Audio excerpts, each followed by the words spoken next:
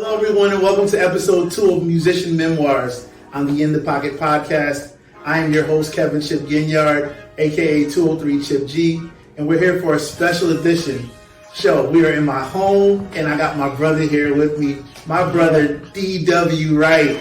Yes, sir. Dwayne has been my friend, since he was about 14 years old, man. So he's an old man. He's about 67 now. So no, we've been friends for a long time. We're going to talk about that. I think this point and this part of this episode, I wanted to have it informal, so we brought it to the house. Dwayne was in town, and what better way than two homeboys, two brothers coming together to talk about memories. We have done records together. We have traveled the world together. So he is a world-class musician. I talked about all of his success in the promo videos. I mean, he's played for everybody, man. I don't even want to run down his resume, but if you know the name D.W. Wright, you know that excellence comes along with that name. So this series of the In the Pocket podcast is dedicated to not the legends, but the guys that are still on the grind, that are still on the come up. And I won't say on the come up because this guy really has a 60-year career, and he's only been playing for 20 years. But this is dedicated to the guys that are out there on the battlefield, that are out there still grinding, still out there making a name for themselves and building their legacy. So I wanted to do a show to talk to my friends that are still actively on the road, pursuing their career and their dreams, and talk to them and give some advice to the younger generation on what's coming and what's next. So I'm excited about today, man. I'm happy. Please receive my bro, D.W. Wright. And we're just going to talk like two brothers like we are and just chop it up. Sure. So my guy, I remember, I think my earliest thought of you was you were 14 or 14. 12 or 14, and there was a concert and you and Jay White were playing. At Pleasant Grove. Do you remember that? Yep. Okay. What happened that day?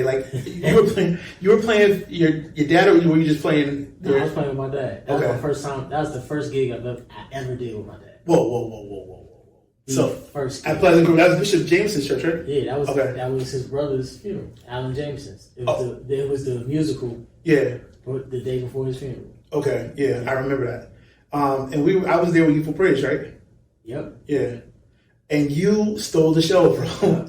Because we were trying to figure out who this little dude was playing the bass like a grown man. You and Jay. Yeah, Jay, because Jay was 9. Wow. So he's that much younger than you? Yeah. Wow. Okay, so that was an amazing time because all of us came. These concerts, coming to New York was a big deal. Mm-hmm. And we had to rehearse, we had to make sure we were tight. We were still on the come up as well. We had no record deal. We were just trying to make a name for ourselves. And so we rehearsed all night and all week just to make sure we were straight. And we came to the service, and you were there. And a lot of us, it was our kind of first time coming to New York. We didn't know everybody. Because if I was just meeting you, that had to be early in my career. Because you've been around forever. It was a good time though, man. And my thought process was, all I kept thinking, Jay played right before I did with his dad. Right. And I was like, yo, I gotta play after this. Bishop Jeffrey White, right? 9-year-old. Yeah. Just went crazy. Yeah. It was my first gig with my dad. Wow. I had never played outside of my church. Okay. Wow. So this is we always talk about this moment, right? Your arrival moment, right? Yeah. So we all wait our turn to play in church, and I'll get that whole story from you, how you had to come up through the ranks. But we all had to wait our turn, sit, probably sing in the choir or do everything up until that point where you finally get the chance to move up. Yep. So you play in your church, and now it's time to play out. And your dad, that was your first gig playing out. First time ever playing outside. I had only been playing for 6 months at that point. Come on, dude. I started when I was 14. But you were so good that you messed all of us up. That's crazy. Yeah, I started when I was 14. I never wanted to do music, man. When I was younger, all my brothers, everybody played. Derek and Donnie, right? Drums, yeah, on keys. Mm-hmm. They didn't care about playing nothing. Yeah. So, I only started playing to play for my dad. Okay. I never wanted to be a musician, tour musician, nothing. Because I was going to ask you, if you weren't a musician, what would you be? Neurologist. See, a lot of people don't know. So, quick story. Yeah. I was a nerd when I was a kid. So, nobody knows this. Yeah. Only few people are privy to this information, yo. Only the homies. Yeah. Brotherhood. Yeah. Y'all know. But I had a college scholarship to Johns Hopkins University when I was 10 years old. Full medical ride. I would have been a freshman when I was 12. Yeah. Yeah. So, because I was in this program with Hunter College, which is the college in New York, and they had some urban initiative program, so they let certain kids take the PSAT. So 4 of us scored so high on the PSAT, they let us take the SAT. Yeah. And I scored like a 1240 on the SAT when I was 10. So they put us through all these college equivalency tests, and I scored so high. It was me, girl, I can't remember. Her name was, I don't want to say the wrong name. Okay. So let me not say the wrong name. Okay. So it was me, a young lady, and another kid that we scored so high on the SAT. Yeah. They offered us all scholarships. At 10. At 10 years old, John Hopkins. Yeah. Well, my parents wouldn't let me go because I would have had to go Leave them there. And none of my brothers wanted to go to Baltimore. Okay. So Johns Hopkins University, wow. That is incredible, bro. See, nobody knows, like, Dwayne is really smart. Like, aside from him, see, I thought you were going to say being a comedian, you know, because you crack jokes all the time. But for you to have a scholarship and, like, at 10 years old is, like, amazing, bro. Yeah. So after that, you know, when my parents didn't let me go, I was like, okay, let me figure out something. Mm-hmm. And then over the next couple of years, just not really having no thoughts. I'm still a kid, so not having no thoughts. And then my dad's bass player didn't show up to a gig. Oh. And he didn't show up to the gig, and it, you know, crushed my dad. My dad was distraught. Yeah. He was upset about it. So I told him, I said, you should buy me a bass. So next time he don't show up, I can play. My dad laughed, laughed it off. I said, no, I'm serious. Yeah. Buy me a bass. Yeah. Went back to him a couple weeks later. No, buy me a bass. Yeah. So when this happens again, I can play. So that Christmas, this was right after my 14th birthday. So that Christmas, he bought me a bass. And wow. I started playing February, 2 months later. He put me, Davey, and Donnie on a shut-in.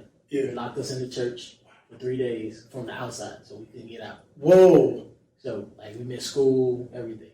Locked us in the church for 3 days. I was like, I want you to play for an hour and pray for an hour. Then I've been playing since then. Oh my God. Y'all heard it here first, because I don't know how many people, too many people know that story. Mm-hmm. Wow. So he put y'all... because Davey had been playing, but he hadn't been playing that long. Yeah. So how old was Davey at this time? Davey was... You were 14. Davey was 17 or 18? Because he was still in high school. He still was in high school. Yep. Wow. And what's the order of everybody? Danny's the oldest, then Donnie, then Davey, then Derek. Baby boy. Yeah. Wow. So your father recognized the gift in you early, but he wanted you to honor it and made you seek the Lord for the anointing. Yep. My God. My God. No, that's an incredible story, bro. Like, definitely you were hand chosen by God, and he definitely put his hand on you. But that also speaks to, like, the technicality of your mind as well. Like, you being a genius, and I'll call you a genius. Like, me and Vendell and Darnell, we always talk about that, how smart you are. And, like, the gift had to be mechanical for it to come out, for you to excel that fast. Yeah. Now, most of it is the gift from God, the anointing, but then also it's your mind to be able to adapt and learn. That's why your retention is so high. Nice farmer. Yeah. Because I had that in my I had that in my notes, because I said Dwayne is a father, a Dove Award winning producer, a world class musician, a human GPS system, because he knows every turn in Brooklyn. Right now, from sight, he can tell you how to get from a deli in Brooklyn to a bodega in the Bronx. He can really tell you how to do that. He's the Rudiment Rudy, and we'll get on that. And then also, he also has the best retention of any musician I've ever worked with. So no, seriously, your brain is crazy. Like, Dwayne literally has learned whole albums, whole shows in 2 days or a day or like same day, right? Same day. Yeah. What's the craziest time frame you had to learn something? My first Jill Scott show, the show was like 2 hours, 15 minutes. Mm-hmm. I didn't rehearse. First time I ever played the music with the band was at soundcheck, the day of the show. So did you have the sample records? The records are just... Yeah, Adam sent me the music like 4 days before the show. Yeah. And then, And then now it's showtime over soundcheck, and now we're playing. Yeah, playing the whole show, top to bottom. No cues, nothing. Yeah. Because Jill don't use Pro Tools, so ain't no slates, ain't no countings, nothing. Everything is straight up. You gotta know everything. So that was probably the craziest. How many songs? Just a 2 hour show, It's about 24 songs, 23, 24 songs. You know, all her stuff is bass heavy. So yes, of course. Yeah. If you slacking, you're gonna be exposed. Dang, that's amazing, man. Yeah, you are definitely one of the smartest people I know, man. I'm happy that you're my friend, but like, I also look back and marvel at your legend, though, because this is crazy. Like the things that you've accomplished, and I wanted to have you come on and celebrate you. And I'm glad that you're here. Appreciate you. And you're in the crib with me, man. So let's talk about your background. Mm-hmm. How was the old Brooklyn? Because Brooklyn is different now. So it's very different. I was just in Brooklyn this past weekend and just looking around. Yeah. I went to open mic and like one of the young musicians walked up to me. He was like, "Yo, what's up, Unc?" I said, no, because I'm not ready yet. It's not that time. That just happened to me too. Somebody said, "Pardon me, OG." I said, "Yeah, man, I wasn't ready for that yet. I'm not ready. I can take Unc. I can't take OG." Yeah. No, I'm not there. I'm 42. I'm not ready to be OG. I'll be 40 Monday. Oh, birthday edition of In the Pocket with Jim G. Let's go, man. But yeah, man. So Old Brooklyn, it was great. Yeah. I mean, there was a ton of musicians. Mm-hmm. The choir scene was heavy. Yeah.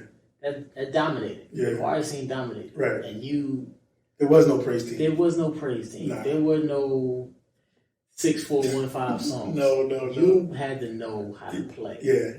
And if you didn't, like, I remember getting elbowed off the bass. Yeah. No, for real. While I was playing. Yeah. No. Like, that's what used to happen. We just talked about that in episode 1. I had Willie and Darnell on, Will Parker and Darnell. And we literally talked about the times of the drumsticks being taken out of our hands. Yeah. Mid-song. Or that tap on the shoulder, like, all right, slide over.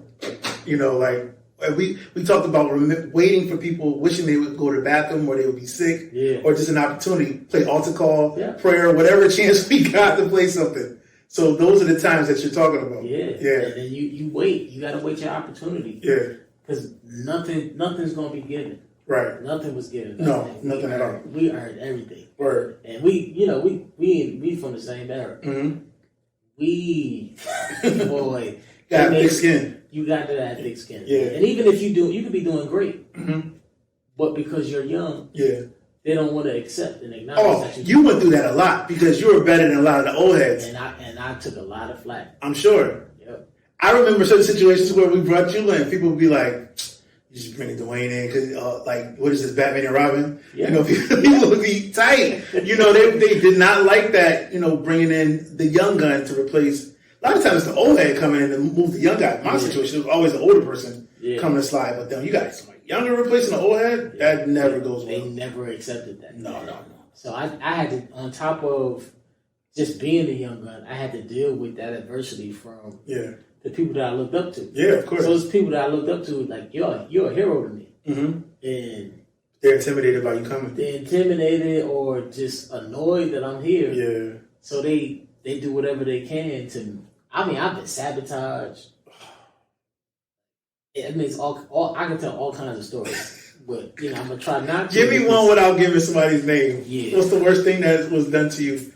Probably the worst feeling, and probably after I tell this story, people could probably figure out who it is. Oh Lord! But I was doing a concert with a choir, right? And it was me and another bass player that was going to share the duties for the night. So I had never met him before, but I was, I love this plan. Yeah. So the MD told me, yo, what's his name is outside. I was like, oh man, I can't wait to meet him. Right. So I go outside, hyped, excited. Right. Go outside to meet him. I'm 18 years old. And he's sitting in his car in front of the church. And I was like, yo, man, it's a pleasure to meet you. Can't wait to, share the stage with you. Yeah. He said, oh, yeah, you little Wright. You Tim Wright's son. I was like, yeah, I'm the baby boy. Yep. We're going to be sharing bass on this. He was like, yeah, okay. You, I got to say somebody's name because I'm going to say what he said. He said, oh, so you the Reggie Young clone. Oh. That they say sound like Lil Reggie, huh? Yeah. You don't play no bottom. All you do is play like guitar. Oh my God. I was like, wow. Okay. Great to meet you. Yeah. See you inside. Wow. Intimidated by the urban legend of you without even knowing you. And Reggie Young was my mentor. Yeah. No, definitely. Still to this day. Absolutely. Reggie Young is cream of the crop for me. Absolutely. So the GOAT. For him to say that to me then, mm-hmm. it's just like, man, I'm a kid. They knew you was coming, man. They knew you was coming, so they was intimidated by it. Yep. Wow. So those are the kind of things we had to deal with. I remember doing a sound check, and it was a older drummer. He was the sound man for a gig, mm-hmm.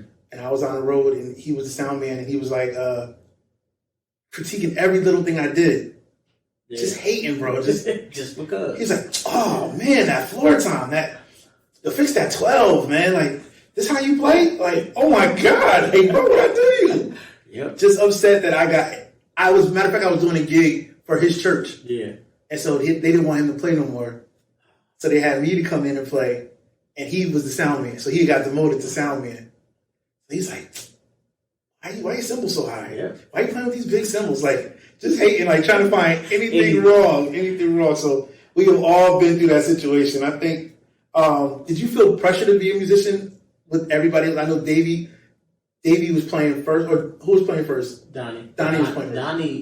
Donnie and Derek. Yeah. Because Derek been playing drums since he was 4. Okay. Me too. Yeah. Wow. Okay. So Donnie and Derek on drums, and then Davey started playing keys maybe when he was 11, maybe 12. Mm-hmm.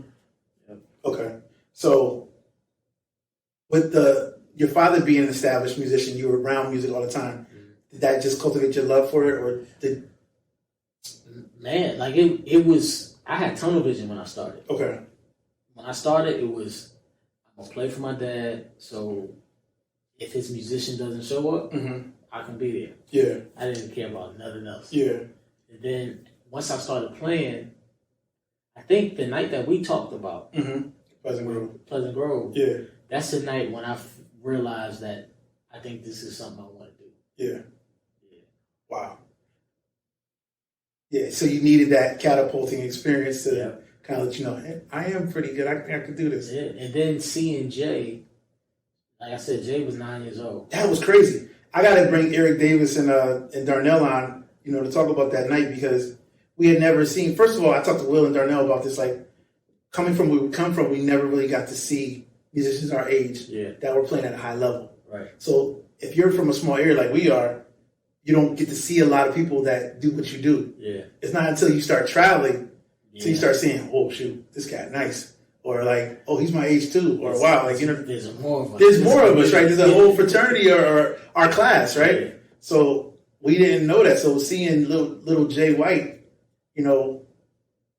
blaze, and then you at the same concert, I just couldn't believe it. Jay was sitting on a chair and his legs were swinging. Yeah. And he was playing like he was 50. Yeah. And I couldn't believe it. And that, I tell him all the time. Me and Jay super close. Mm-hmm. I tell him all the time. He's one of the reasons why I play still. Yeah. Because seeing him, knowing he was 9 years old mm-hmm. and he could do that, let me know that the sky was the limit. Yeah. If I just apply myself. Right. So it gave you a little motivation. Yep. We talked about that as well. Episode 1, we talked about the first time we heard Eddie Hayward, because us being 12 and 13 when he was 12 and 13, being from Connecticut, only having to look at Billy Powell, You know, me, Will, Darnell. That's our age. Smokey. That's our class. Smokey. Yeah, that's our class, right? But then that's our little state, our little county. Yeah. When we cross that, go down 95, you know, and I go to the Bronx and I see Amadeus playing, and then I see Eddie Hayward, and I'm just like, yo, he's 12 years old, and he's already doing sessions. Yes, like killing sessions. Yeah. That messed us up. It was intimidating, but it also was motivating as well. Like, yo, I got to step my game up. Like, this dude killing, you know what I mean? So that was super impressive to see. Like, young people, if you see somebody better than you, don't be offended by it. You know, be inspired. Be inspired by it. Yeah, don't curl into a little ball and be embarrassed by it. Just take that as motivation to go home and practice and get better and study your craft. And I think that's a thing that's kind of different now. What was motivation for us is competition now. Oh, it's so bad, man. Yeah, it's like the OK Corral now. Everybody just want to take somebody's head off. And back then it was, oh, you doing that? Okay, cool. Well, then I'm gonna do that. All right, well, cool. Let's meet up and let's do this together. Absolutely. Let's work together. Me, Darnell, and Smokey, and Will, we would all go to Will's house and be in the basement practicing and like shedding together. Like, I'm not a super shedder, but like just seeing those guys play at a high level, at a top tier level, made me want to study and make sure I don't want to be a slouch. I don't want to be the last one in my group to weak link. The weak link, yeah. So I think that I use that as motivation. And I think these kids need to as well. I think everything is based on like competition nowadays. Though, like as far as everybody want to chop each other's head off and like shed and put video content up and cover tunes, and it's just a weird time in music, bro. It really is, man. You should try to get Eddie on here too, man. I definitely he close. Yeah, he definitely is. I'm going down the line, bro, and I had to start with you because I got Aaron next week, Aaron Draper. So really, I'm going down the line. Yeah, I'm gonna see Aaron in a couple of days. Yeah, so that's the homie. So Aaron is definitely next. So at 14, you had your coming out moment, but in the pause on the coming out. But at 14, you had your first gig where you played out. Yeah. When did you realize that you really were good? Maybe I was 16 when I did the He's a Rock record. Okay. Yeah. That was amazing. There were a couple of musicians that didn't want me to play. Mm-hmm. A couple of my dad's musicians. Yeah. I love them. They're my guys. I know they might see this. I love y'all. Okay. But it was a known thing. Because, me and Jermaine are the same age. Right. And Travis, first of all, was 12. Yeah. But Travis has always been the oldest young man. Oh, he's definitely, yeah. So. Young old man. They didn't want me, Jermaine, or Travis to play on that record. I get it, though. They wound up not letting Travis play. This is crazy. But Bishop Figueroa stood up for Jermaine, and it was his church. Yeah. So he wound up playing, and then my dad stood up for me and was like, this is my son is going to play. Yeah. It's going to be his first record. Yeah. He's going to play. He travels with me, so he's going to be on the wax with me. He's ready. So doing that session was when I realized that I could really play. I could hold my own. Yeah. Yeah. Wow. So that was the moment that He's a Rock session. What year was that? That was 99. We recorded that session Mother's Day weekend in 1999. Bro, I'm going to tell you wow, 99. I'm going to tell you when I realized that you were the real deal. And I mean, already when the Pleasant Grove story, but when we went to Tanisha Crispill's live recording, and you held your own like you were a 45-year-old man working 2 jobs. It was you and Kevin Stansel. I think Lonnie was on drums. Lonnie and Eddie. Ed was on drums, right? And of course, I think it was Benji and Melvin. All right, Thunderstorm coming this way. Thank you, Lord. We said Benji. Rest in peace, Benji. And Melvin. Golly, dog. Just play the chord. Yeah, man. That was a diminished. All right. But that night, do you remember that night? Yeah, I remember that night. Yeah, that was crazy. One of my favorite. I've done maybe about 100 or a little more over 100 recordings. Mm-hmm. That's top 3. Yeah. The magic, and I don't want to say magic when God's anointing's in it, but the feeling that was in the room that night was unreplaceable. Yeah.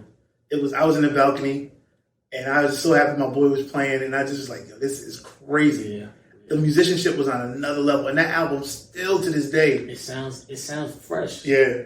Yeah, man. That was a great time. So shout out to the memory of Tanisha Crispo and Melvin Crispo. What do those people mean to you since I'm there?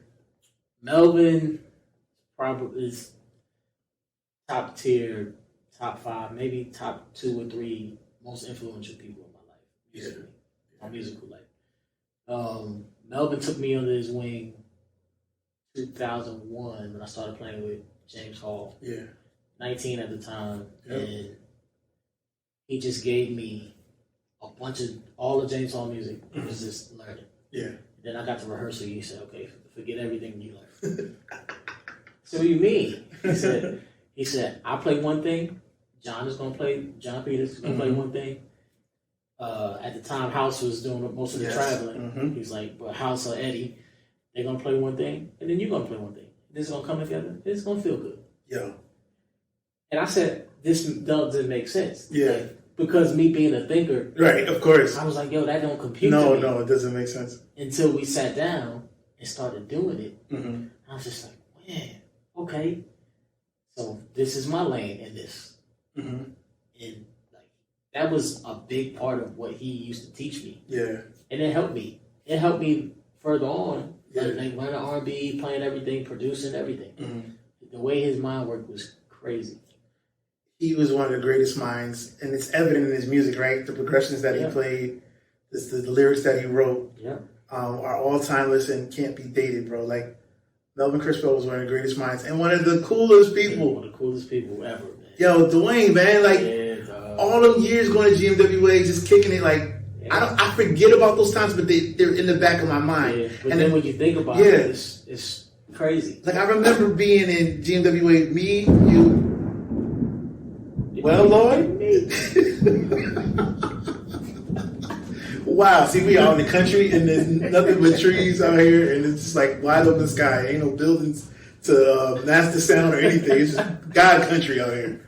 All right, but I remember those years at GMWA, House, Trav, me, you, Dwayne, Sean Hall, Darnell, Eric Davis, you know, Jeff Davis. Yeah.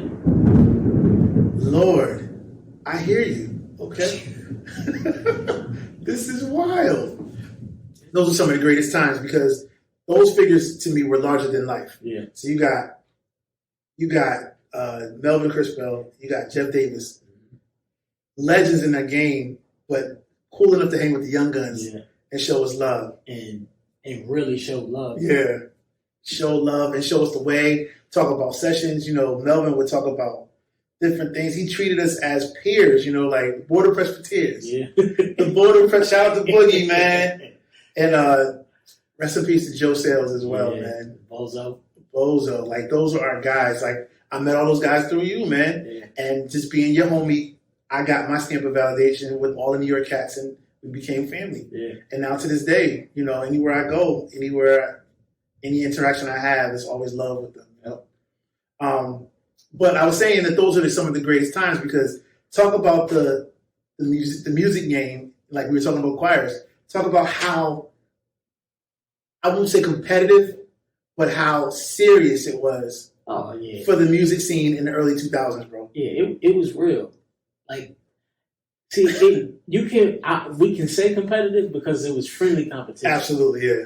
But it was a known thing that if we were going to Connecticut, if we was going to Bishop White's church, hey, we need the full band. Absolutely. We actually going to rehearse this week. Yeah, right. We're going to prepare because they ready for us. Yes, absolutely. And you had to put your best foot forward because no one wanted to be the slacking choir or the slacking band.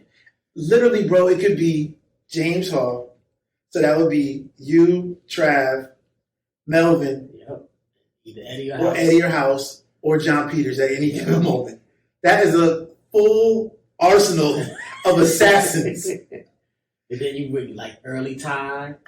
So we go back that far. See, people don't realize this, right? So this is getting good. So now we go back to Early Ty. This is no record deal Ty. Yeah. Yep. This is no record deal Ty. This is when they were doing a whole bunch of covers. They were putting Timberland and Magoo samples in their music. And rehearsing 5 times a week. Yes. Yep. They lived with Ty. Like all they did was eat and breathe that music. It was GA. That's it. Yeah. Everything they did. Right. So they would put fear in any band's heart. I don't care what anybody said.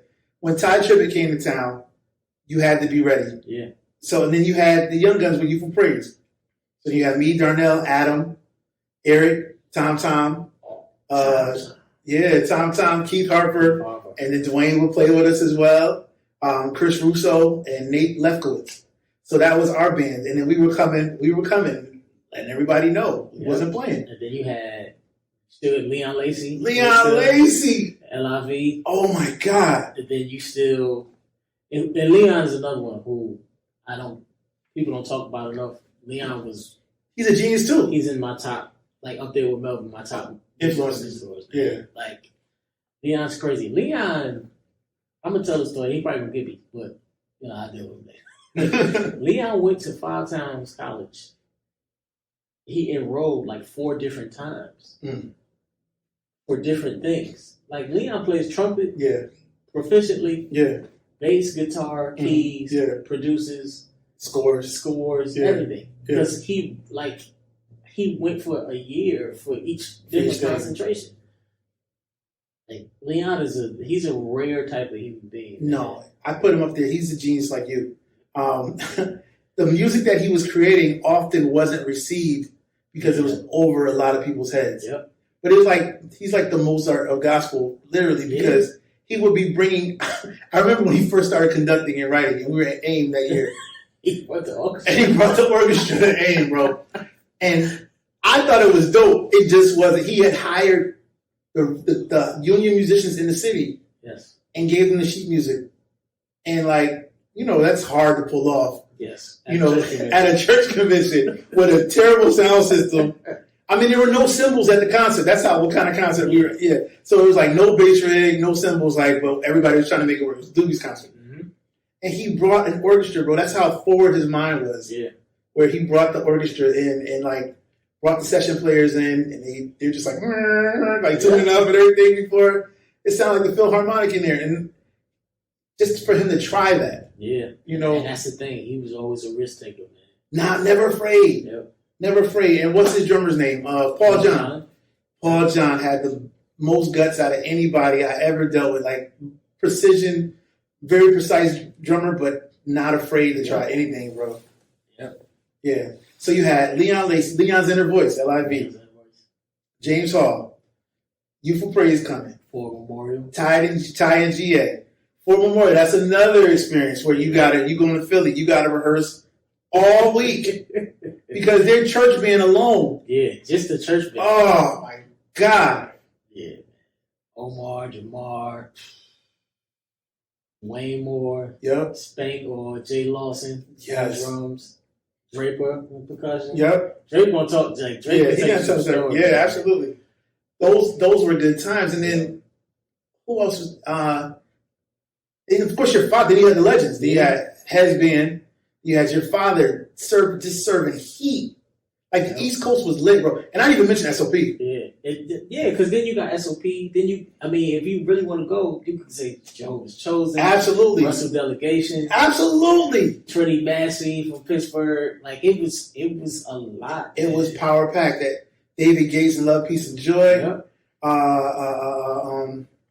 And everybody had a squad. It was that era, bro. Yeah. You never knew. And then you had the up and coming that's when I met Walt and the people from Jersey. Oh God. They had a girl group from New Jersey. I can't remember the name of them. But those were times where you had to be on point. Yeah. Yep. Or you was gonna get embarrassed. That was the midnight musical era. That was the midnight musical era. You think we'll ever get that kind of era again? Man? Never, bro. The way we know church, the way we knew church is never coming back. It's never coming back, man.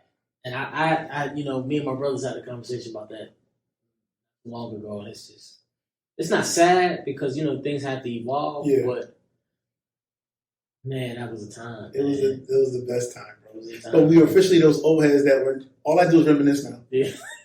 I'm that guy. this is making my year. Yep. Just sitting here talking. I wish we had a whole living room full of people. Yeah, man. And we could just sit and I'm about to call everybody on Skype after this or FaceTime because this is a moment. And like, we just lived for these moments. I'm grateful that we're alive here to talk about it. Yeah. But those are some of the best times of our life, bro. Yes, sir. So, like, I remember hearing Joe Wilson and SOP for the first time. Yeah. And I had never heard anything like that in my life. So it really changed my life to, like, hear professional music that way, that tight. Yeah. That was like it was a real hip hop record, like in church. Yeah.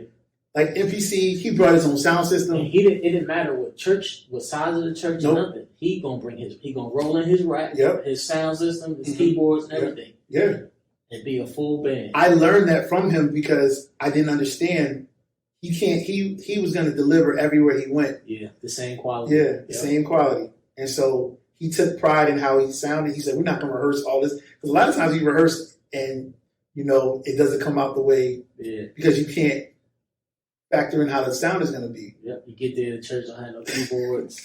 So you got two keyboard players in the organist, so they switching off. Yes, oh my God. It's terrible, man. They're like, you going to play this song? I'm going to play half the song. And then you slide off at the vamp and I'm going to get on. Yeah, those are times, man. I think we had to go through those things in order for music to be where it is now, but I don't think church is ever going to go back, bro. Yeah. The Midnight Musical era is over. I got 8mm tapes. There was a time, it was James Hall and You Will Praise in the Midnight Musical. It had to be Minnesota. You remember that? The GMW Minnesota? Mm-hmm. Yeah. I think that was one of the best concerts. The East Coast. You remember that? It was us. It was Trav was there. Trav was like 14. Trav and John Peters played. Yes. That was the craziest night. I got to find that tape because I have it somewhere. It's in my mom's house. Somewhere. But it was Trav, John Peters, you, and Melvin. Yep. Yep. I remember that like it was yesterday because that's the first time I played outside of New York with James Hall. That was your first, yeah. Because I had started playing with James a couple months before that. Okay. And that might have been my first time playing. I had never flown anywhere. I was 21. Yeah. So I had never flown. I was 19. Yeah. I had never flown anywhere to play music. Yeah. I only flew with my family to go to funerals. And really? Stuff. Yeah. So by 21, remember, I got the Evil Praise gig by accident. Yeah. I walked into rehearsal and JJ was like, "You want a gig? Our new drummer, y'all." I'm like, "What?" And they brought me in, and next rehearsal I was there. Then shortly after that, they got signed. Yeah, that's right. The Evidence Gospel era started with James. I had James on here too. He's talking James Robinson.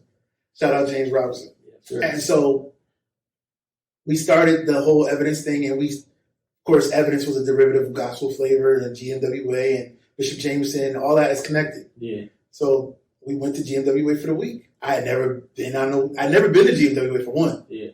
So that was a whole eye-opening experience. And then two, right? But then I couldn't imagine this place you go where music goes on all night, all day and all night, right? It's just nonstop gospel musicians everywhere. That was an eye-opening, super experience for me. So that Midnight Musical, it was like the East Coast was on parade. Yeah. And I think we sent the shockwave through the world that night. I think that's probably when I started being recognized, acknowledged as a bass player. Popular circle. You had to, bro. Look who you were playing with. Yeah. Melvin had already had certified hits. John was already stirring up the world with his interpretation of music. Like, everybody's like, who in the world is this John Peters dude? Remember, he had already shook up the world with those DVDs. Yep. So he was hot. And he would be playing organ with Tim's on and everything.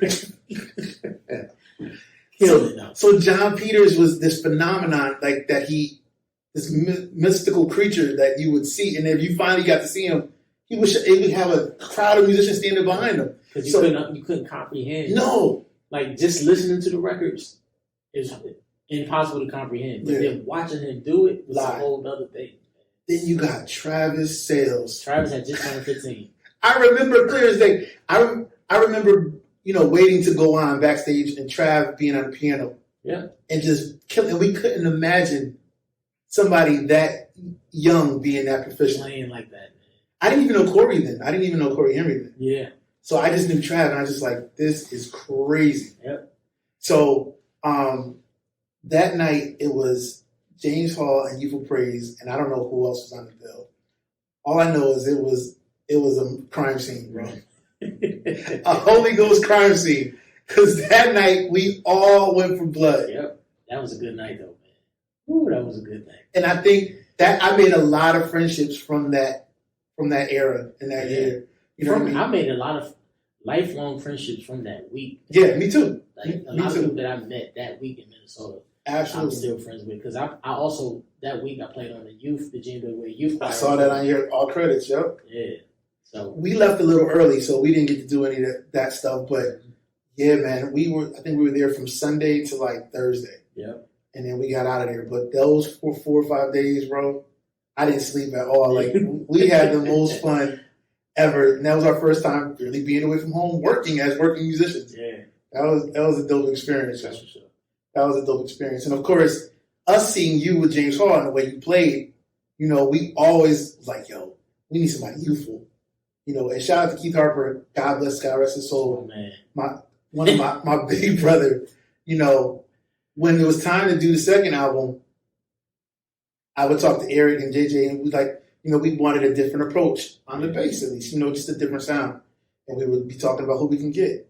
And they would mention such and such and such and such and such. I was like, yo, we should get Dwayne right, yo. We should get Dwayne. He's like, you think he'll do it? I said, I'm going to call him. And I called you. I was like, sure. Yeah. And I call Eric back, and I'm like, Eric, he said he'll do it. For real? Not thinking that you would be excited to play on another, play with somebody else as well. And I think you came down, and it was the rest is history, man. Yeah, we had a great time, man. Yeah. People I don't know if people realize that we recorded that record twice. We definitely did. Definitely. It was the Thank You for the Change album. Mm-hmm. We definitely recorded it. First time was at Mount Airy, right? Nope. First time was at church. Right? Yes. Mm-hmm. The first time was at TFT. Second time was at Messiah. Messiah. That's it. Messiah, because Mike came home from the 8701 tour, remember? Yep. That's right, because Natural played. Mike brought Natural in fresh off the 8701 tour. Yep.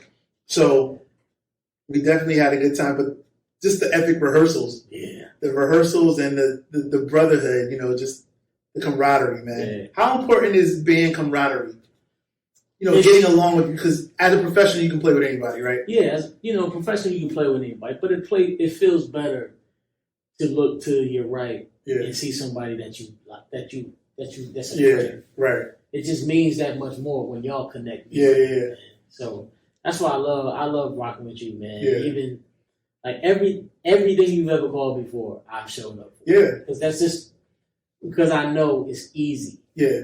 You ain't got to force the chemistry. No. We're gonna sit down and we're gonna lock because we think alike, but then we actually care to think alike. Right, absolutely. So yeah, man. The cool thing is like being friends and then being good on your instrument it just makes it easier. Yeah.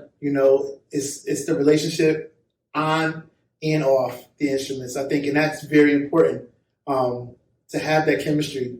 Yes, sir. Yes, sir, man. Yeah.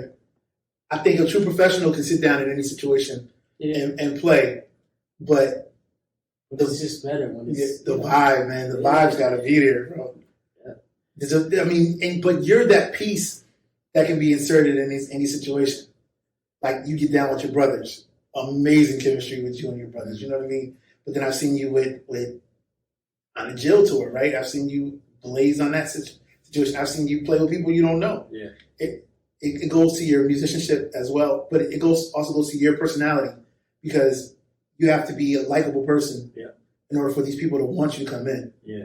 And speak to that, like how character matters. Yeah, character matters, and your reputation always gonna go before you. It's gonna sit in the room before you get there. Yeah. So, if you got a bad attitude or if you're a jerk and nobody wants to deal with you, then it's even harder to play with somebody like that. Yeah. Like I know of some great musicians that I wouldn't talk to if they like depended on it, because their attitudes are just awful, man, and their energy is just always bad. Yeah.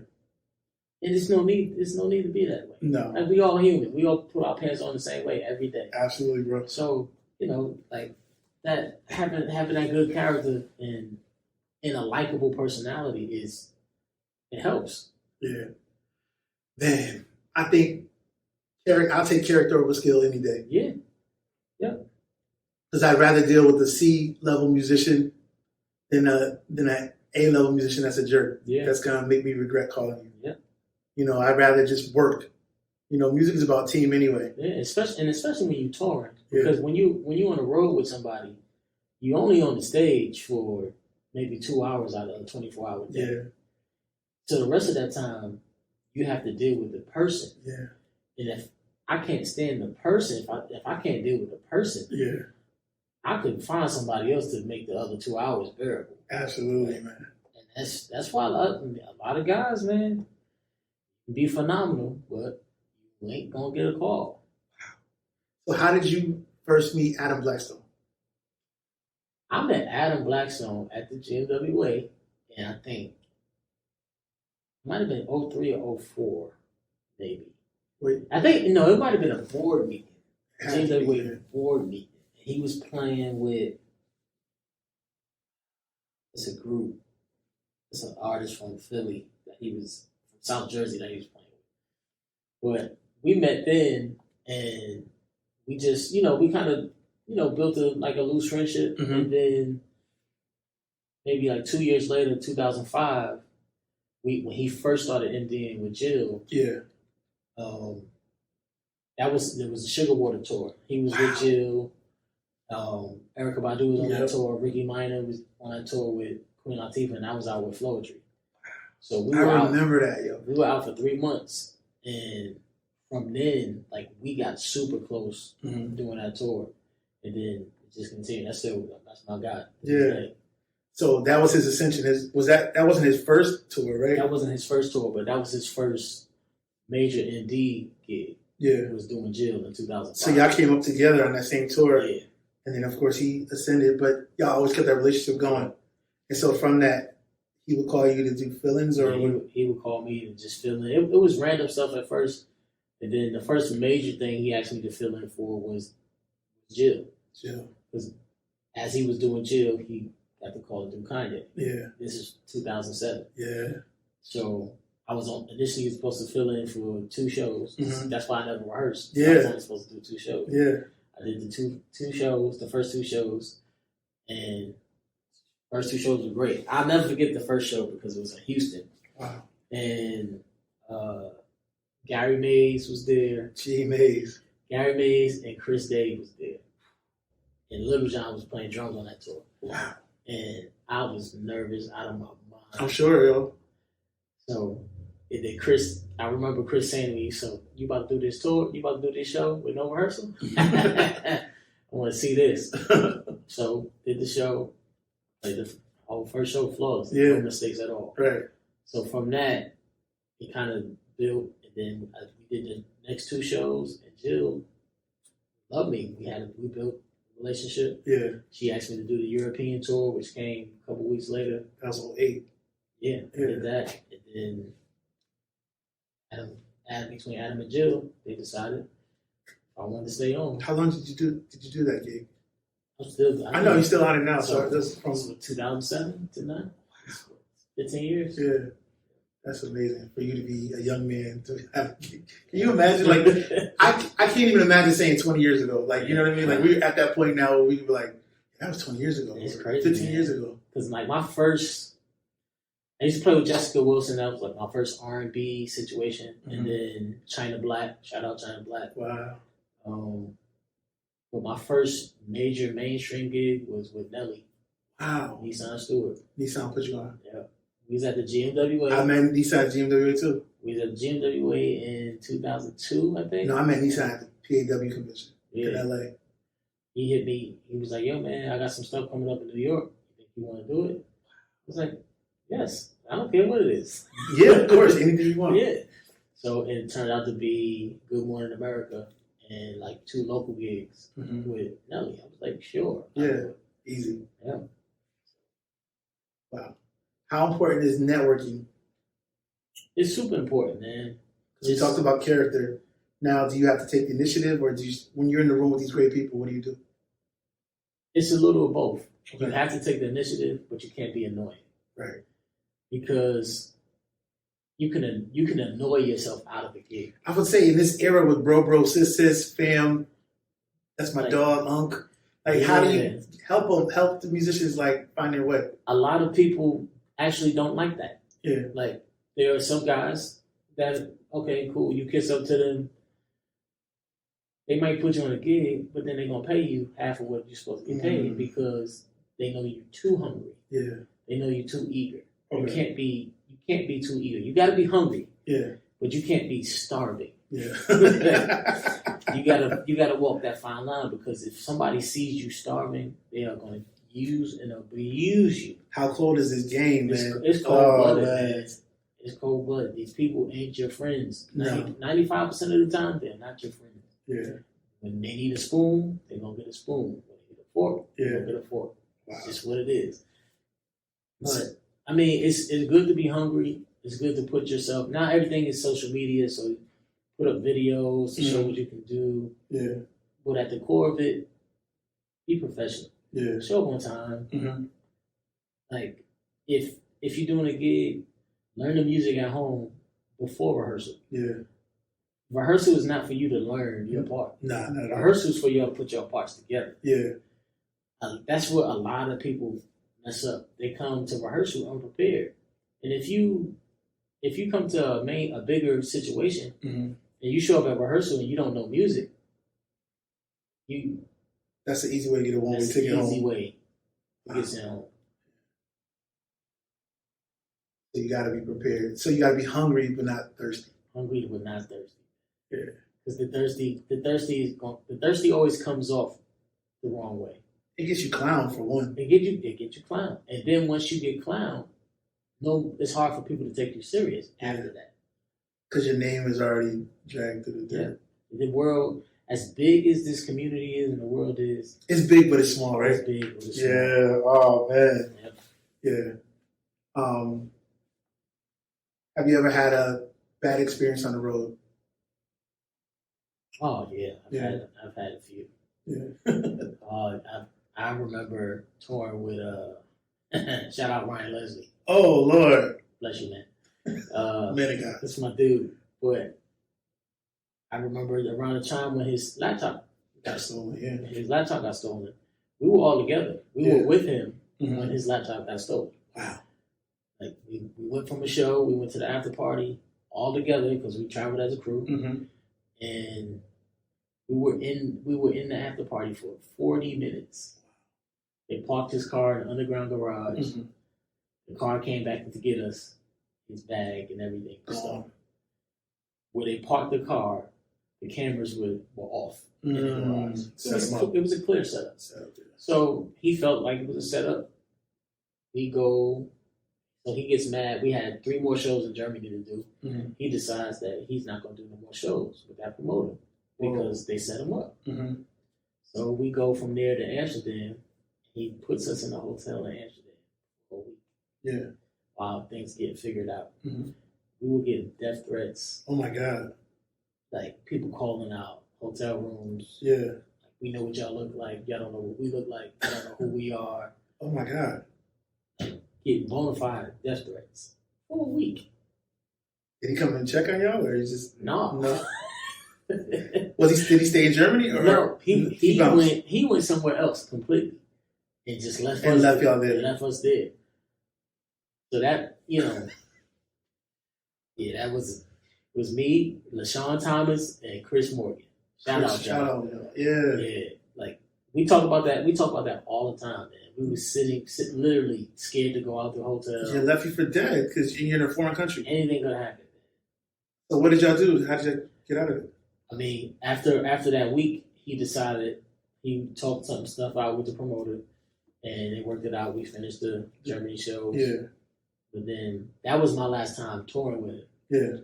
I did a couple spot dates, a couple shows with him after that. But after that, I wouldn't allow myself to tour. Wow. So,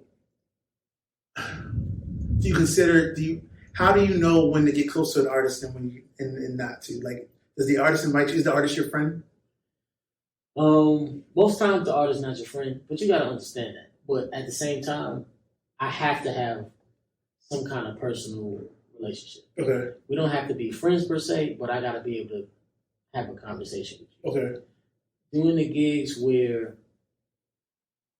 I have to talk to management, security, assistant, all of that before I can say hi to the artist. Yeah. Those aren't. And I'm sure you've been through those situations. Yeah, those aren't the gigs for me. I know. I quit those. Yeah. See, you're at the point where you can, that's another thing, right? You're at the point now where you can pick and choose what you want to do. I honestly quit those because I feel like my gift is from God. Yeah, absolutely. So if I'm pouring out a God-given ability for you in your kingdom or whatever you're building, I should at least be able to know how you feeling. Right. You should be able to be a person at the end of the day, right? You're a person. We all people. So at the point where you can't be a person, we can't talk, I'd rather not. Have you been in a situation where you've been shunned or like, nah? Oh, yeah. Yeah. Curved. A few times. I'm not going to ask who. I ain't going to say who. I'm not going to ask who. But, what was your favorite tour? Favorite tour?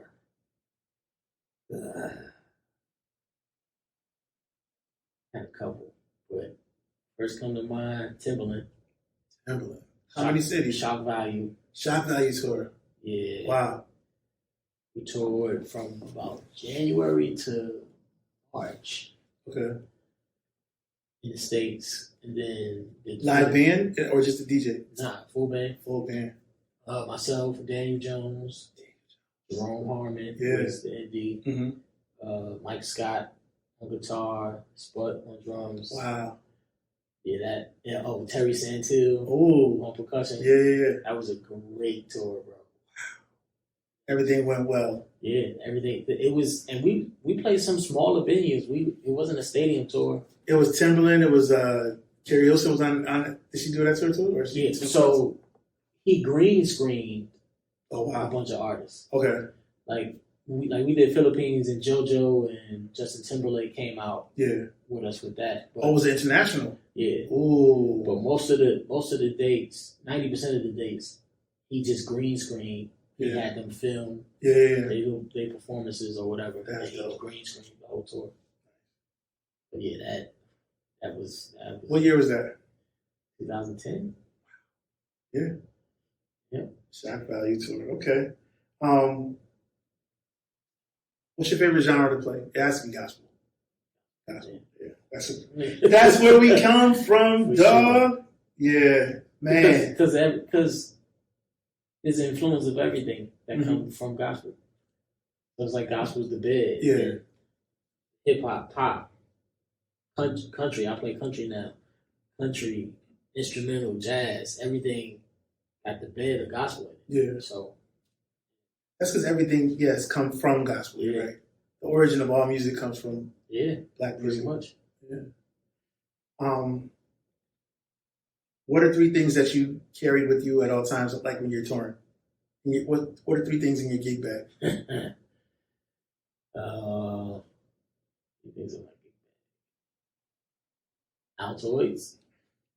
Because people breaths and stinking. All right, that's a must. Definitely. I still carry my mini disc, yo. Stop. It's in my bass bag. It doesn't work. Oh, it does, bro. What do you use that for? What do you order from Amazon? Like, I think I found a spot to order them from like maybe 5 years ago, and I ordered like 200 like this. You can't find them nowhere else. You can't. You can't use them nowhere else. You gotta have the player. You gotta have the player. So you use it to record rehearsals? Yeah, sometimes. Okay. And then what else? And just play. I got mini discs. I got rehearsal from the session. Wow. Like all mini discs, dog.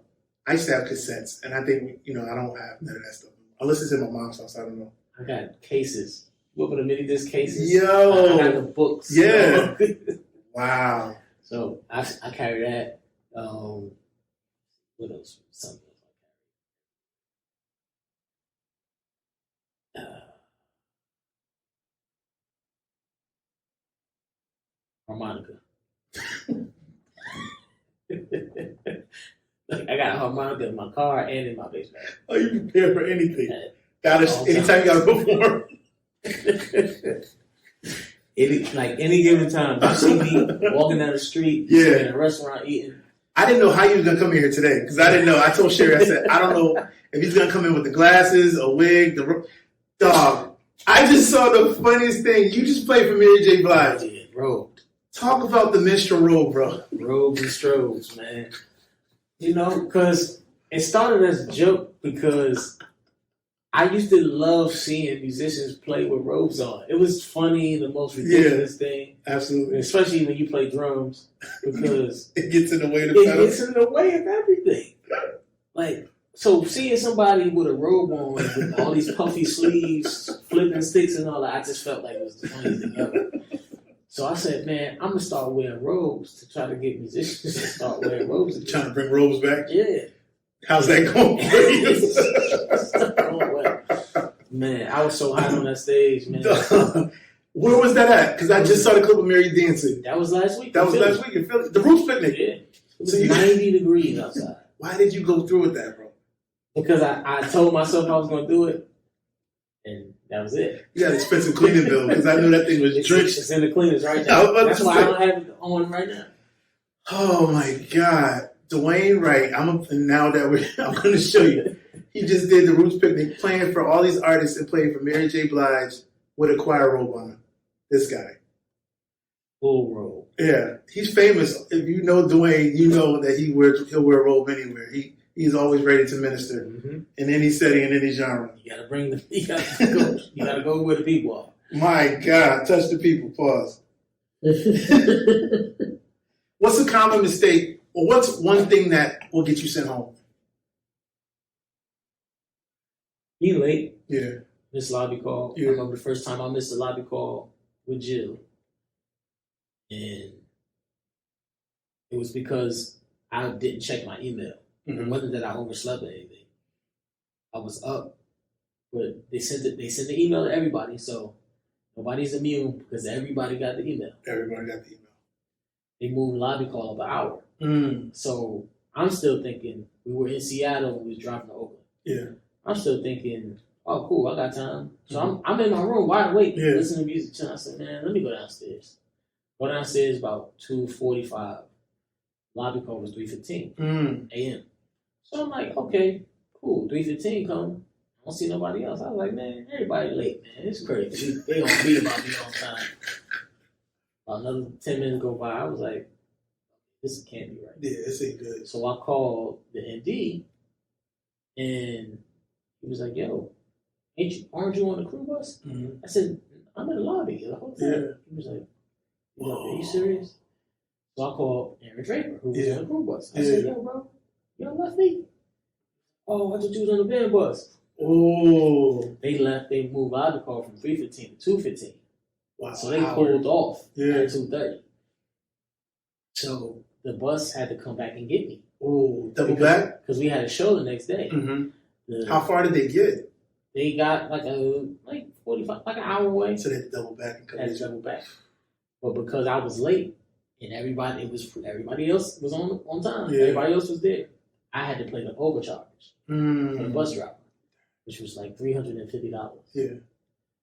So they didn't ask me to give them $350. They just took it out of my check. Took it out of yours. To see that $350 come out of my check. Yeah. Y'all will never happen. That'll never happen to me again. Ever. So that's a good way to get sent home. That's a good way to get sent home. Yeah. Right. Anything else that you can think of? How you carry yourself, right? Just how you carry yourself. I've had friends get sent home for taking pictures of the artist on stage. Ooh. That's a no-no. Big no-no. Like, especially during a sound check, a lot of artists, they're image conscious. Yeah. So what they wear for a sound check is for the people that's there. Yeah. But if they have a certain image that they were trying to uphold, Mm-hmm. and you taking pictures of them in their sweats or whatever, that I've seen people get sent home for that. So what about this whole social media era where everybody's videoing and documenting everything and cameras always in people's face? I tell people all the time, be careful. Yeah. Like, they'll smile and they'll joke with you and fire you while smiling at you. Yeah. They'll be texting tour management and be like, get them out of here because they're not ready. And I had other friends that can't, like, taking pictures of like tour laminates, because that's easy to duplicate. Yeah. If they see what's on the tour laminate, they scan it and you can scan it and replicate it. Oh. Yeah, man, it's certain things like that will definitely get you sent home without a conversation. Just buy. Yeah. Well, musicians, take heed, man. DW is dropping some knowledge on y'all. Talk to me about your musical family tree. Like, I got this idea from talking to Little John, right? Mm-hmm. You know, we just talked about Philly and how he talked about Brian Fraser Moore and Spank and Aaron Draper and Omar and everybody from that tree. Yeah. Talk about your New York family tree. Beyond the obvious of you and your other brothers, of course, your dad, you know, the great man that he was and the legacy he left, but what spawns from everybody that was in your class and that came out of you? Yeah. So you got I'd say, okay, my Camp David family, which is, that was the name of Jay White's group. Yep. That's Corey Henry, Carlin, Jay, Tiffany Stevenson, Dominique Crossland, Mattia Celeste. That's all of them that branch out from that side. And then Leon Lacey, who I played for years. Absolutely. That's Cito, AV. Shout out Cito. AV, what up? Avery Lucas, Anthony Miller, Paul John. Killers. Yeah, so that, and then the singers, Chastity, Lynette, all of them. That's that crew. Then James Hall. Yeah. Melvin, John Peters, House, Eddie James, Jeff Les, that whole crew. Who else? The Danny Easton. You going back now? Yeah, I played for Danny for years too. You had to be 13 or 14 in that time. Yeah, Danny was. I was like 15, 16 with Danny, and then I did when he started doing the reunion stuff. I was playing with him then too. Wow. Yeah.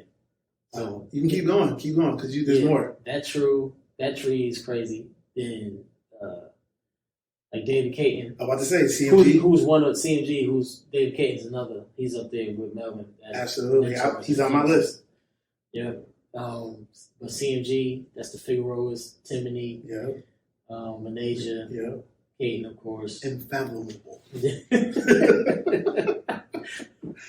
So you got I'm actually speaking tenor and alto or whatever. Stop it. I don't believe it. It's hilarious, dog. I don't believe it.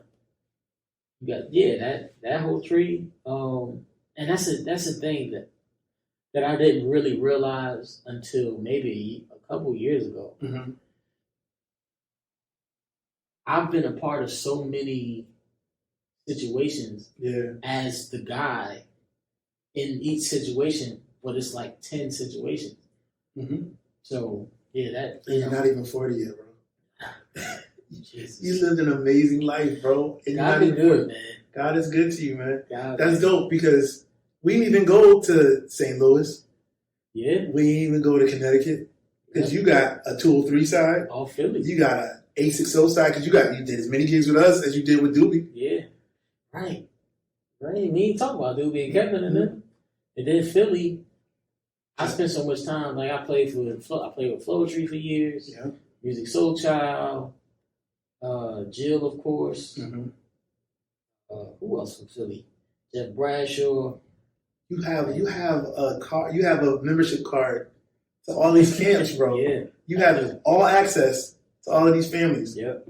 And that's a tremendous. Like, I want to salute you for that, because in this short amount of time, in these 20 years, you said you did over 100 recordings. Yeah. That's nuts. Yep. That's nuts.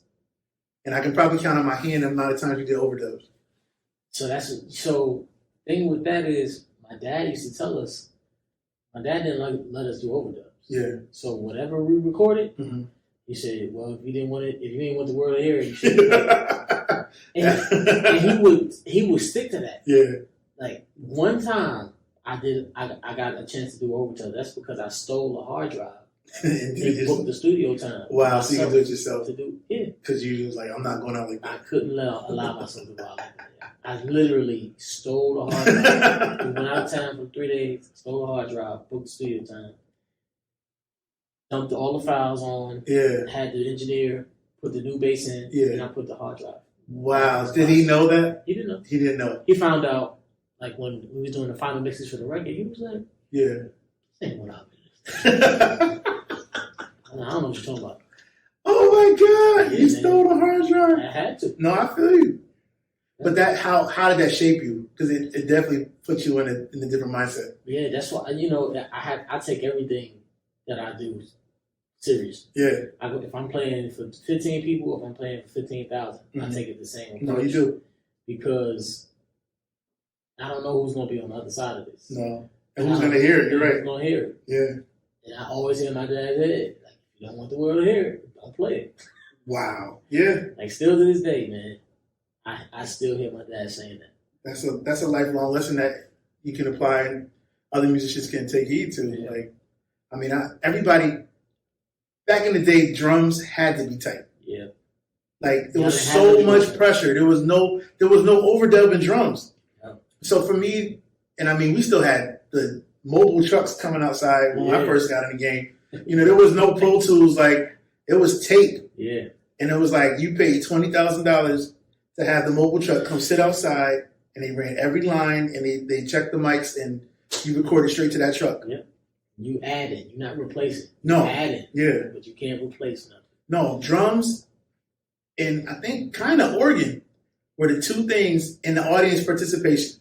They wanted the mics because everything else, the drums had to be tight, the organ had to be tight, and the crowd mics. Because everything else could be done over. Yeah. But that was a lot of pressure. Yeah, being 21 years old. At my first live session, they're like, all right, don't mess this up because we're not overdubbing drums. Yeah. And I did a session recently, and we went into the session like, yo, man, whatever we capture. We just gonna do it all. It's different now, man. I'm just like, yo, that's awful.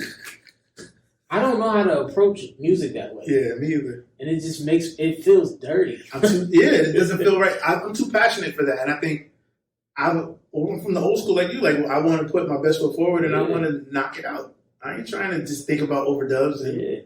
That's post work. That's what we plan for overdubs. Yeah, they don't even prepare for it. Like, I mean, they rehearse with stems. They perform with the stems now. Yeah. Like I heard Israel records all his rehearsals, and then if the session don't go right, he could pull the files from the rehearsals. Yeah. Yeah. That's the way of the world. Yeah. So if you don't nail it that night, that's cool. We got files. It's all lined up. 5 other versions of this song in the box. We don't need it. So I mean, it's just a different time, man. Mm-hmm. How do you feel? Like, do you feel at this point we're young OGs now? Mm-hmm. We're not old. We're not washed up. But how do you feel where the game is? Like how it's changed and where it's going now? I appreciate it because.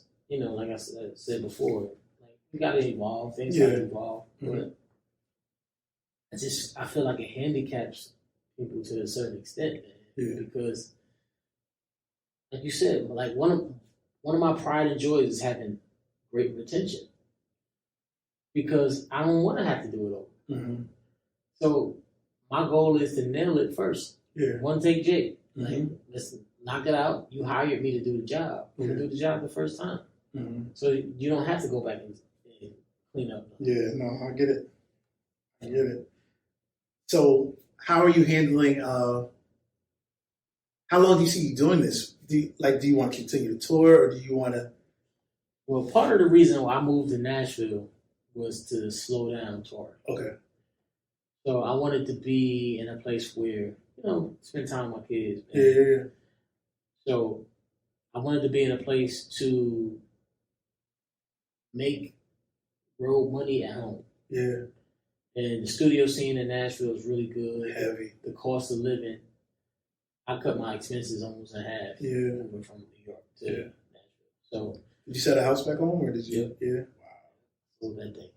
Got out of here. Yeah. Wow. So Nashville was your city of choice, and of course they call it Overdub City. Yeah. So naturally, a lot of work. It's a lot of studio, and I haven't been doing a lot of studio work, but I've been doing enough. Yeah. And the little bit I have been doing has been enough to sustain me financially. Yeah. So that's all I care about. I don't care about the high profile gigs and all that stuff, because you've done all that stuff. Everything I wanted to do, I've done, except for there are two things musically, three things I'll say musically that I've never done. Talk about it. One, play with James Taylor. Really? James Taylor. Shout out James Taylor. If somebody can give me that. Call him. Okay. And why James Taylor? That's my favorite artist of all time. Really? Yeah.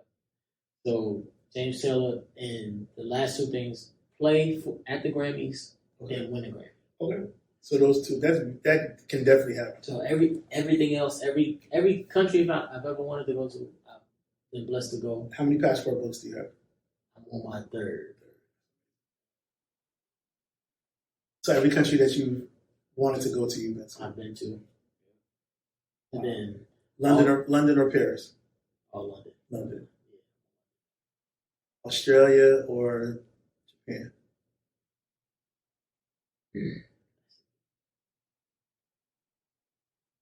Ooh, that's cool. I'll say Australia. Really? Because they speak English in Australia, so it's easier to communicate. Okay. But the music appreciation in Japan is out of this world. Yeah, I'm sure. Technology too. Technology too. Yeah. You touched on family with your boys.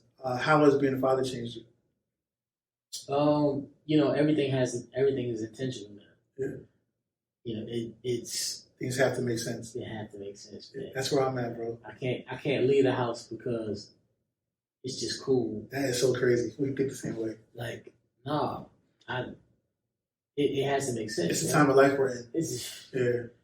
Like, I can't go outside and be out all day and come home with nothing in my pocket. Yeah. Because I got mouths to feed. Absolutely. People depend on me. Depend on you. Like, it's okay if I go a day or two without eating. Yeah. My kids ain't never gonna have that. No. I can never make them go through that. No. So that change your focus, right? It completely changed. Yeah, I understand that totally. Everything I do has to make sense, and my time is so valuable now. Yep. Like, that too. Yeah. I don't waste time no more. Yep. I don't. I pick and choose what I want to do now. Yeah. It's not to the point where I'm not running for every gig, every situation. I mean, it slowed down for me. Yeah. But if I wanted to, I know I could pipe it back up. But I don't think that's where my mind is anymore. I'm focused on other things. Yeah. And I haven't even had near the career y'all have had. But I'm just grateful for the opportunities I had and the friendships that I've made, and the alliances I've made, because that will be lucrative to me in other places. So I'd rather operate in my character and take the experience that I have and do other adventures with it than keep trying to be out there and chasing $100. A lot of musicians fall into the trap of feeling like because we're good at music, that's all we're gonna do. Oh yeah. Like, it's a trap. Don't fall into that, because nowadays with the way the world going, inflation and all that, you gotta have another stream of income. Because being a musician ain't gonna cut it. No, just being a musician and just using your fingers, not gonna cut it. It's the scariest thing in the world, bro. Like, depending on something that. Think about COVID. How did you handle the pandemic? Let me tell you something, man. I still cry. About COVID. When COVID hit. We were in the middle. We had just hit a nice stride. Jill had dates from January of 2020 to October. Booked. Yeah. Solid. Right. The amount of money I would have made. Them 10 months. Yeah. Well, I would have. part of the reason I moved to Nashville because I want to build a house from the ground up. Yeah. I would have been able to build my house from the ground up. Yeah. From that one tour. From that tour. So we got to March, when March 11th or 12th, whenever it shut down. Yep. And it was just like, okay, cool. So you're supposed to make, now this ain't the number, but hypothetically, you're supposed to make $50,000 in the next 2 months. I mean, the next 7-8 months. Right. Now you're not. Is there in the There's no contingency plan. No. There's no, well, insurance is going to kick in and you're going to get 30 of that 50. No. You were supposed to make 50. Now you make 0. There's no in between. No. So for the people that, I always tell people, don't count it until it hits your account. Yeah. Oh yeah. I tell my wife to this day, music is so fickle. Like we're not counting that money. Yeah, I don't count gigs. I'm playing with the Roots all summer, but mentally I don't count anything until it's in my bank account. Yeah. Yeah. Because anything can happen. Absolutely. And if COVID didn't teach us anything, it should teach us how to manage what we got, because what's coming might not show up. Yeah, that's true. You got to be prepared. You got to have a plan. Yeah. I think COVID caught a lot of people off guard that didn't have plans. Yeah. I mean, I saw GoFundMe accounts going for musicians. I'm like, I'm not giving you no money, bro. You got to figure it out just like I do. Not now. No. So, I mean, there was all kinds of situations, and I think COVID taught us to, I hope it taught some musicians to have a backup plan. Yeah. I've seen people walk away from music. Yeah. For a time period, but they bettered themselves. Yeah. Shout out to Eric Tribbett, right? Yeah, I talked to them 2 days ago. Shout out to E Tribb because he took a step away, but what did he do? Yeah. Shout out to House, took a step away. Shout out to Mike Cummins, took a step away, but they found a way to do. You gotta do it. Yeah. And it don't take nothing away from you as a musician. No. But it plays on our ego, and that's the thing, right? We're all used to being the man. It's like every basketball player. Yeah. Basketball players and musicians have super parallels, bro, right? Yeah. Either or. We want to be ball players or they want to be musicians, right? So pride is a thing. It's a real thing that plagues us. Yeah. And it's like, we all don't want to be the old man in the barbershop talking about, I used to do this, or back in my day. Let me show you this video. Yeah. You pulling up, nobody wants to be that guy, but eventually things slow down. Father Time's undefeated, man. Really? It's gonna happen. Yeah. And so you can't do it forever. You can't. You can create music forever. Yeah. But you're never gonna be the guy forever. Yeah. Nobody is. Nobody. Yeah. Now the Rolling Stones are still playing, Motown Review is still going on. Yeah. There's a lane for everything. And you still can play music at a high level. Yeah. Just not at the level that you were at that time. You ain't number one though. I mean, you and I both were the youngest person in the band. Yes. And now it's changing. Now I'm the oldest person. Now we're the oldest person. Yeah. By far, though. Yeah. It's not even dog. I did a gig 2 or 3 weeks ago, and they were going around asking everybody's age, and I was like, oh. I'm officially there now. Yeah, man. They were going around like 28, 32. 42. It was like, what? You know what's bad? Man, you look good for your age. Absolutely. Don't say that to me. They give me that all the time, bro. Like, oh, you don't look 42, bro. You don't look. I'm like, man, thank God I don't. But yeah, that's where it's at, man. I always want to talk to people about life after music, and not like after music, but what's your backup plan? Yeah. What are you doing after this? And you're a brilliant guy, so I know you got something up your sleeve, some type of invention, some patent, something you got that's gonna change the world. I got some things in the works. That's what's up, man. So, sure. I'm gonna let you go. I'm gonna close, man. I just want to know, like, Father's Day is approaching, and you and I had some amazing dads. I spent time with your father, and you spent time with mine. stayed in my house. That was my man, yo. Yeah, came down for my services. You brought Tony Royster to my appreciation service. Yeah. You remember that? Yes, sir. Thank you for that. That was amazing. You definitely made me look like the man.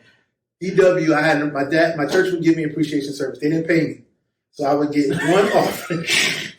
I would serve every Sunday for 52 weeks and not get paid from my dad's church. I know you guys can't imagine that now. Could you imagine? Yeah. So I played every Sunday, did everything the church needed to do for 52 weeks for 20 years, basically, and never got an official salary. But my church would hold one service for me a year, and they would invite all my friends and family, and people, artists would come in, and Dwayne would come every year and say, people would say nice things about me, and they would raise one offering. So Dwayne knew that I loved, being a drummer, I loved Tony Royster. Tony Royster was in town. He brought Tony Royster to come play for his group, and Tony Royster did a gospel set in church, and that was amazing. It's definitely sad part is there was no social media. I know, man. Could you imagine? Because that would have totally went viral. So he said, Dwayne called me that week. He said, I got a surprise for you. And I was like, what? I know you coming, but what's the surprise? He walks in with Tony Royster Jr., one of the illest drummers in the world, and brought him to my church to come play. So that's the kind you never know who's going to walk in with Dwayne and what Dwayne's going to do. So those are some good times, man. But I set out to say we had great fathers this weekend, and his legacy is unmatched, bro. The things, the job that he's done with you and your brothers, and then the songs that he's written have touched the world. Global icon. Yeah. How important is you continuing his legacy? Do you feel pressure from that? And then how important is your legacy?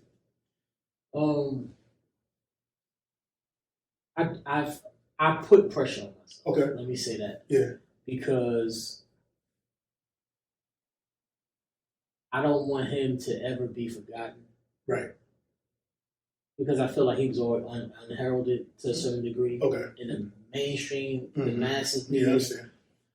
So I put pressure on myself to make sure that people know who he was. Absolutely.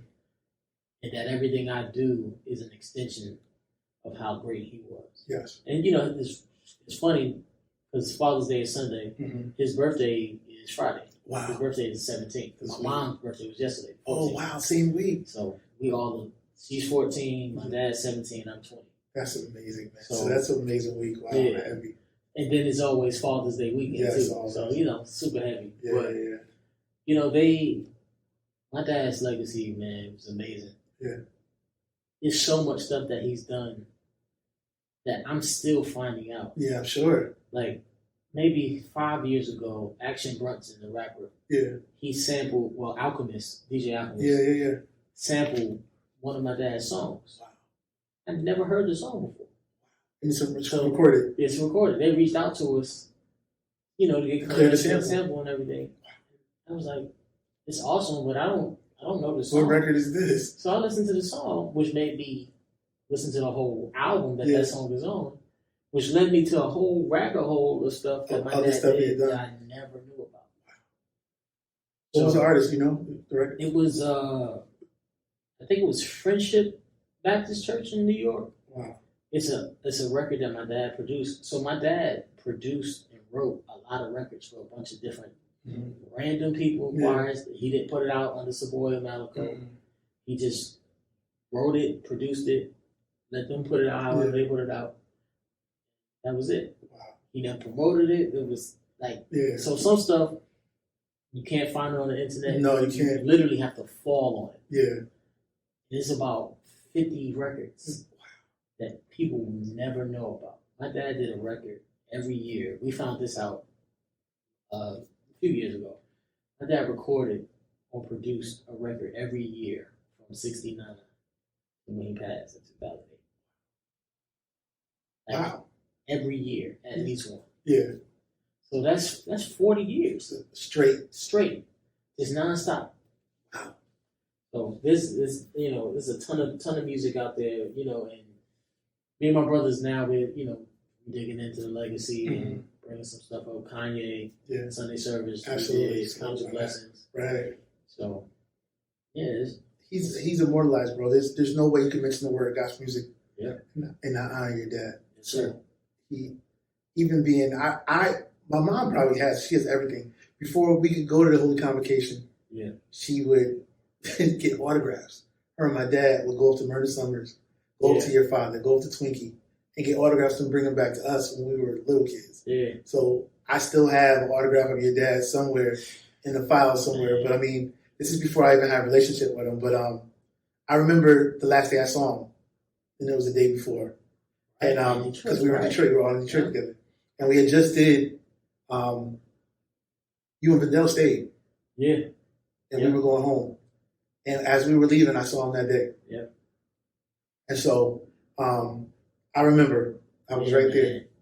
And so I'm not going to take you down that path. But I just, I remember he's like, you doing good, Chip? You're right? He's like, all right, you guys did good. And then, like, just congratulate us. And then we left to go home. But I still remember that experience. And even coming with Dion to present, to teach the songs. Yeah. For the album with Rance Allen and My Knees, yep, and what was He Will Do. He Will Do. So those, He Will Do. right. And I think I played that song for you when you recorded that song with us. Me and Tony. Mm-hmm. Yeah. I Don't Look Like What I've Been Through. You did the interlude. Yeah, so I have all that. I got a reason to steal my J. Yeah. Where can I find I Got a Reason? Well, it's only on YouTube. He has to re-release it because Dion. He has to re-release it. I don't know where that album is not. He owns that one, so he can let that one out. He needs to re-release that record. Yeah, he does. What we need to do is record that record. I mean, we were talking. I just talked to him a couple weeks ago about doing a reunion, so maybe he'll re-release everything. Dion Kippen. I'm calling you out. Wherever you are. Yeah. Buy some faux locks. Go back to Locks Dion. Go back to Locks Dion. And let's do I Got a Reason. Okay. Oh man. So find Vic. Vic is still doing well too. He's still yeah. Horizon's still doing good. So how do you want to be remembered, bro? I cared about people. Yeah.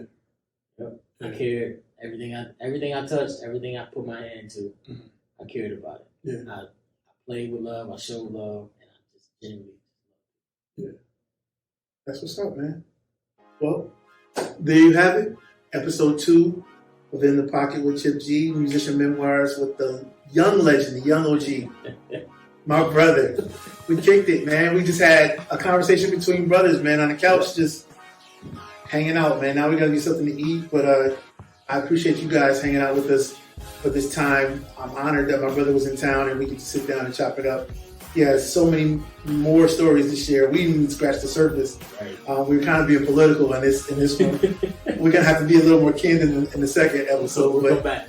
Absolutely, man. I'm so grateful for my bro coming through. He has toured the world with some amazing artists. He has produced and done some amazing music. So check him out. Where can we find you on social media? On Instagram, DW is King B _official. All my Martin fans, you understand that? The 30-year anniversary is tomorrow. Yeah. Yep. So they're gonna come out with that July 16th. But DW is King B. DW Wright on Facebook. The Bassman at blackplanet.com. Stop. I still check that, by the way. MySpace. Yeah, right. No. I think that's it. Yeah, I only got IG. That's dope. All right. Well, thank you for joining us, bro.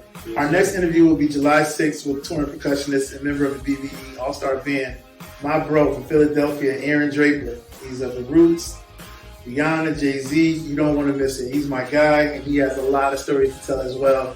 So we're going to be talking about bro Aaron Draper, our friend, our brother Aaron Draper. Until next time, I'll see you next week. Continue to stay in the pocket, and I'll talk to you guys later. God bless.